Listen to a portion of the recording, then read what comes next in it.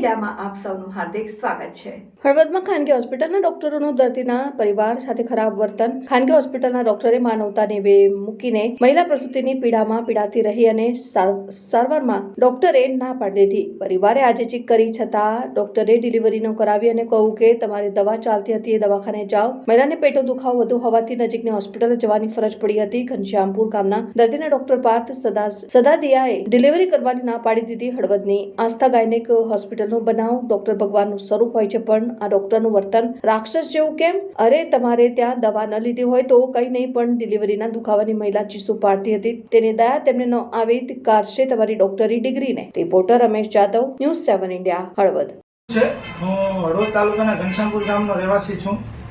મારી સાથે એવો બનાવ બન્યો છે કે 17/7/2025 ના રોજ મારા વાઇફને હળવદ આસ્થા ગાયનેક હોસ્પિટલમાં બતાવવા ગયેલો।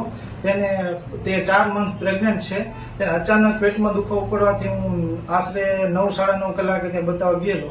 તો ત્યાંના ડોક્ટરનું એવું કેવું હતું કે આ ફાઇલ તમે જ્યાં બતાવો છો ત્યાં બતાવો, અને તે ફાઇલ મારી મોરબીની હતી। તે ડોક્ટરને એવું કહેવાનું હતું કે તમારી મોરબીની ફાઇલ છે તો તમારે મોરબી જ જવું, ઇમરજન્સી હોય કે ગમે તે હોય તમારે મોરબી જ પહોંચવું, અહીંયા આવવાની કઈ જરૂર નથી, અને તમારે હું મારી ફાઇલ છે બીજા કોઈની ફાઇલ સ્વીકારતો નથી।